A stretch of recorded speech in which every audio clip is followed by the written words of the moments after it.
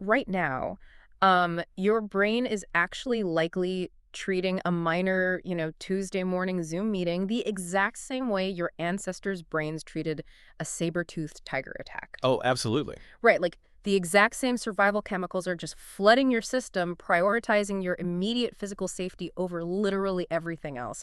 Yeah. And, you have to wonder, why does that happen?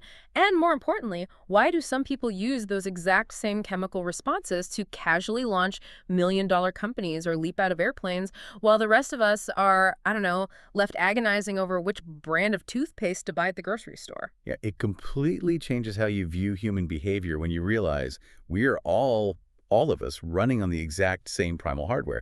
We tend to look at bold risk takers, right? The visionary entrepreneurs, the extreme athletes, and we just assume they're built differently. Yeah, like they have some sort of mutation. Exactly. We assume they have some magical mutant fearless gene that just makes them immune to the panic that the rest of us feel. But when you actually dive into the hard science of human biology, that assumption falls apart entirely. It really does.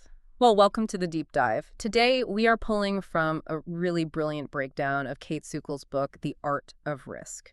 And our mission today is to completely dismantle this illusion that risk-taking is just, dumb luck or some magical personality trait you're either born with or you aren't. Right, because it's not. No, it's not. We're going to show you that taking risk is actually a scientifically grounded, incredibly learnable skill. Okay, let's unpack this, because if risk isn't just about being lucky or inherently fearless, where does the process actually start? Like, when someone faces a massive financial or physical gamble, what is physically happening inside their head to make them step forward instead of just running away? So it all begins with a rapid-fire emergency meeting inside the brain. Yeah. Every single time you face uncertainty, and whether it's financial, physical, or social, three major neurological players are basically forced to negotiate your next move. Okay, 3 players. Right. Those players are the amygdala, the prefrontal cortex, and the dopamine system. So it's like a corporate boardroom. It operates very much like one, yeah. Mm. So consider the amygdala first. This is an ancient sort of almond-shaped cluster deep in the brain, and it serves as your primal alarm system. Its sole mandate is your immediate survival. Okay. So when you stand at the edge of a high cliff and look down, or even when you're hovering your mouse over the send button on an email that launches a risky new career pivot, your brain registers the uncertainty. And the alarm goes off. Exactly. The amygdala responds by instantly triggering the release of stress hormones, primarily cortisol and adrenaline. So that sudden, visceral jolt of panic in your chest, that is the amygdala flooding your system. It's essentially screaming that you are in mortal danger and you need to retreat immediately. So the amygdala is basically the panicked legal team in our boardroom analogy. Just constantly terrified of liability, terrified of failure, just waving red flags at every single new proposal. That is a perfect way to put it. But surely we need that pessimist, right? Like, without the legal team throwing up those red flags, we would all just blindly walk into traffic or gamble away our life savings on a whim. Oh, yeah. We rely entirely on that warning system to keep us alive. The problem, though, is that the amygdala is purely reactive. It doesn't reason. And that is where the second player comes in, the prefrontal cortex. The logic center. Right, the logical, analytical center of the brain, situated right behind your forehead. So while the amygdala is sounding the alarm and flooding the room with panic, the prefrontal cortex is attempting to calmly assess the data. Okay. It scans your past experiences, evaluates your long-term goals, and actually weighs the true statistical probability of danger against the potential rewards. Making the prefrontal cortex the CEO at the head of the table. I mean, it has to listen to the panic legal team, but ultimately it has the power to synthesize the data and make a strategic choice.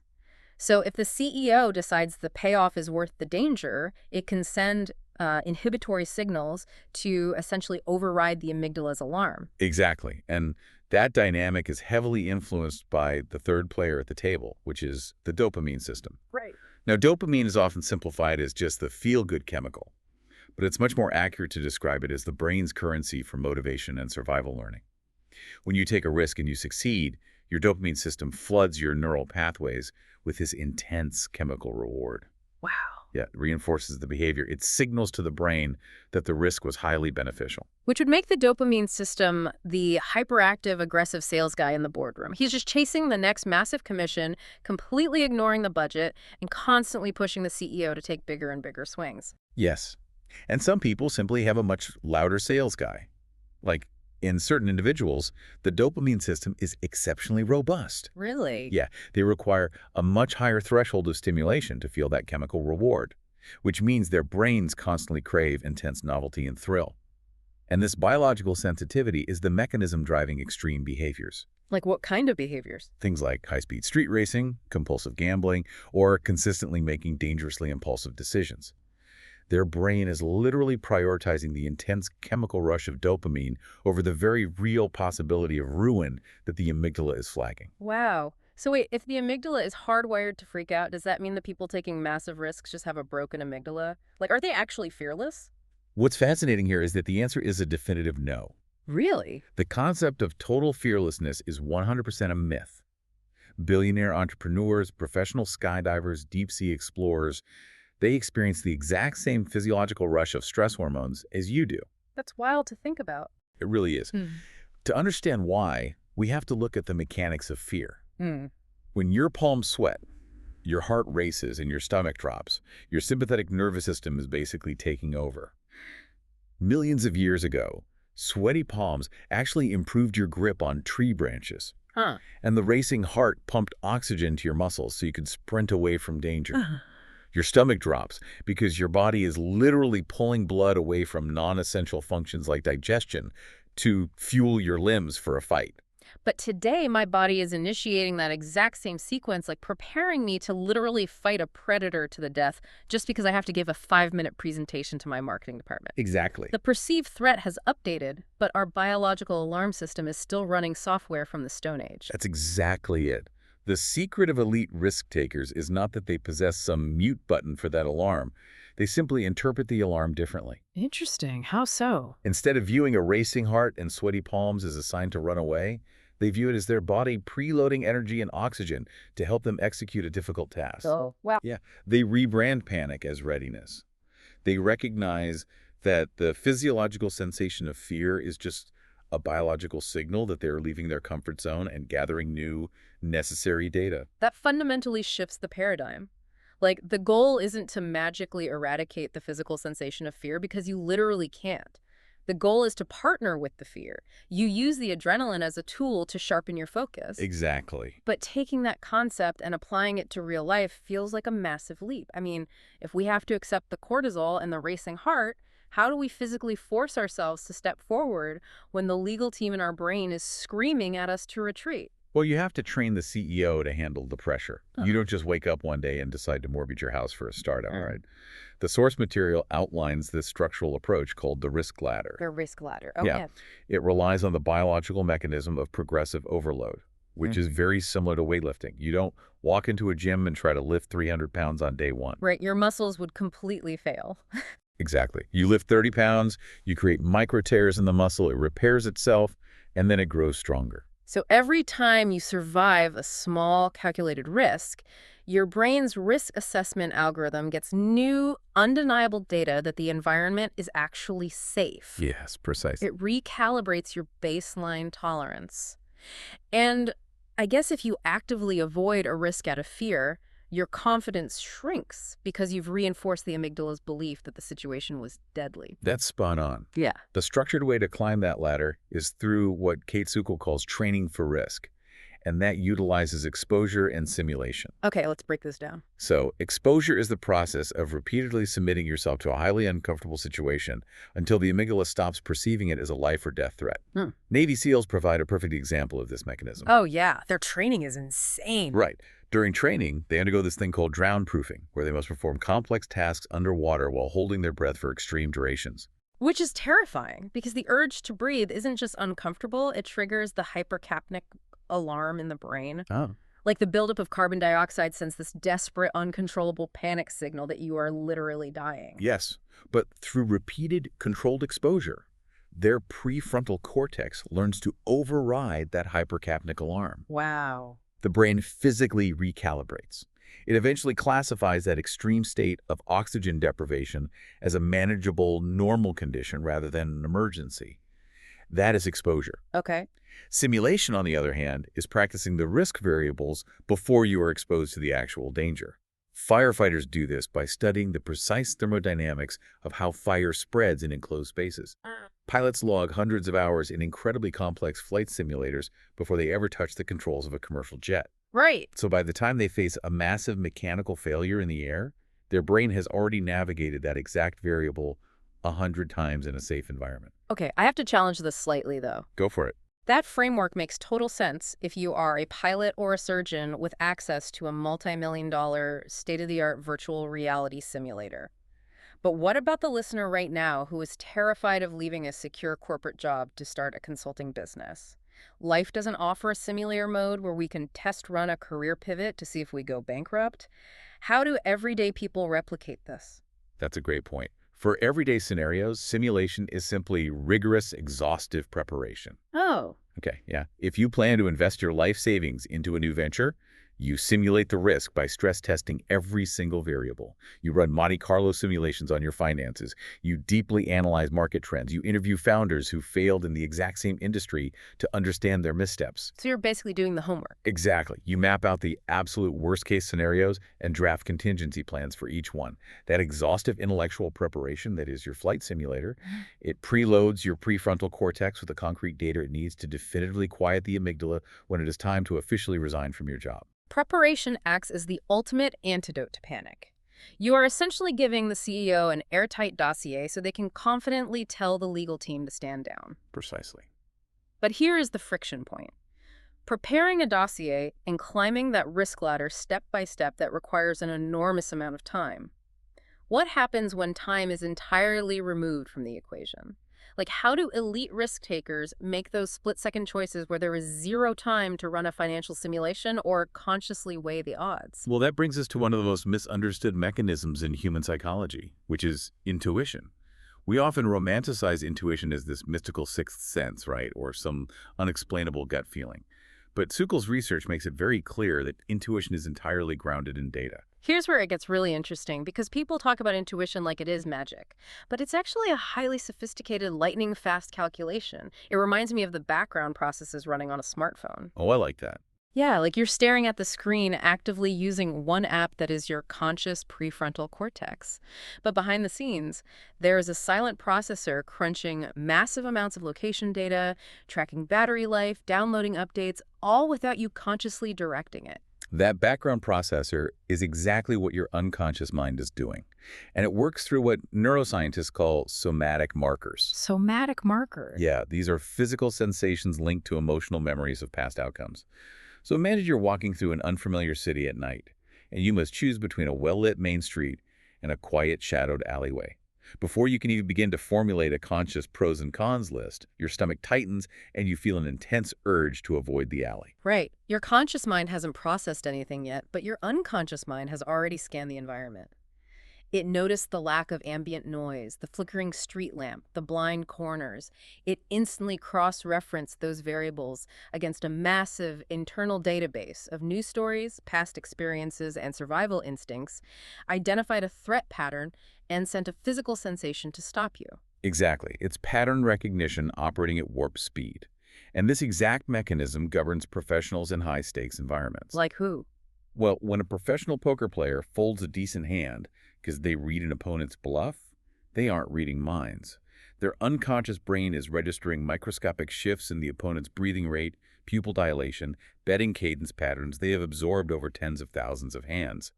Or when an athlete makes a flawless split-second pass without looking, their intuition is pulling from a vast reservoir of past exposure. Which kind of reveals the inherent flaw in relying solely on intuition, doesn't it? If the unconscious mind is just a pattern-matching machine, it can easily generate false positives. Oh, absolutely. It might connect to completely unrelated variables just because they happened simultaneously in the past, sending you a powerful gut feeling that is actually based on biased or incomplete data. That is the ultimate trap of the intuitive mind. But Sukel offers a specific framework to navigate this. You must continuously sharpen your intuition by gathering the widest, most diverse range of experiences possible. Okay, so feed the machine better data. Right.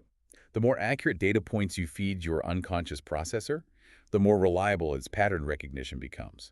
However, whenever time permits, you must subject your gut feelings to conscious scrutiny. Use your intuition as the initial compass to point you in a direction, but always use the prefrontal cortex, the logical CEO, to verify the map before you take the final step. So, if building that deeply accurate, intuitive database requires us to go out into the world and collect massive amounts of uncomfortable, potentially dangerous data, why are some people biologically driven to collect that dangerous data while others are paralyzed by the mere thought of it? We established earlier that the dopamine system plays a role, but how does that translate into the people we interact with every day? Well, if we connect this to the bigger picture, it explains the fundamental differences in human ambition. Risk-taking behavior is deeply tied to the physical structure of our neurochemistry. The source material categorizes individuals into three baseline personality profiles based largely on their dopamine receptors. Okay, let's break those down. The mechanisms behind this must explain why my friend wants to go bungee jumping while I want to organize my bookshelf. Exactly. First, we have the high-risk takers. Biologically, these individuals often have fewer dopamine autoreceptors. Autoreceptors act as the brakes for the dopamine system. They tell the brain when it has received enough stimulation. Because high-risk takers have weaker brakes, ordinary activities don't register as satisfying. They require a much louder signal, a massive thrill, a chaotic environment, a high-stakes gamble just to feel a baseline level of reward. Got it. And the second group? Second are the moderate risk takers. They possess a more balanced neurochemical feedback loop. They prioritize stability, but their prefrontal cortex is highly efficient at overriding the amygdala when a calculated, well-researched risk presents a logical payoff. And the third group would be the low-risk takers. I imagine their biological brakes are highly sensitive. Very sensitive. A minor deviation from their routine floods their system with stimulation, quickly tipping over into anxiety. For these individuals, safety and predictability are the ultimate priorities. They will frequently choose to avoid uncertainty entirely, even if that avoidance guarantees they miss out on substantial opportunities for growth. Listening to that breakdown, it's really easy to diagnose yourself and assume you're simply locked into one of those categories for life. But the most crucial takeaway from Sukal's research is that these baselines are not a life sentence. No, not at all. The human brain possesses neuroplasticity, the incredible ability to physically rewire its neural pathways based on repeated experience. You can intentionally alter your risk profile. Really? How? Well, a naturally low-risk taker can utilize the risk ladder.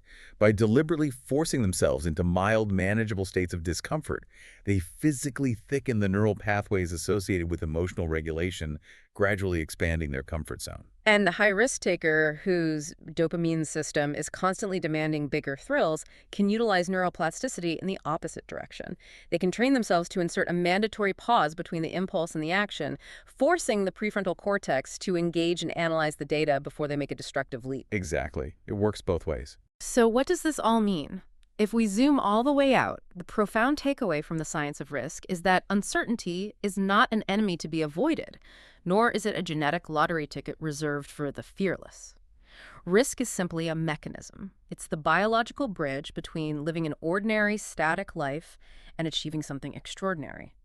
It is a neurological muscle that you can intentionally build and calibrate. The challenge for you, the next time you face a daunting decision, whether it's speaking up in that Zoom meeting, making a financial leap, or changing your entire career path, is to stop asking, how can I avoid feeling afraid? And start asking, how can I use this physical readiness to execute smartly? That's perfectly said. And this raises an important question, and it's the thought I want to leave you with as you reflect on this material.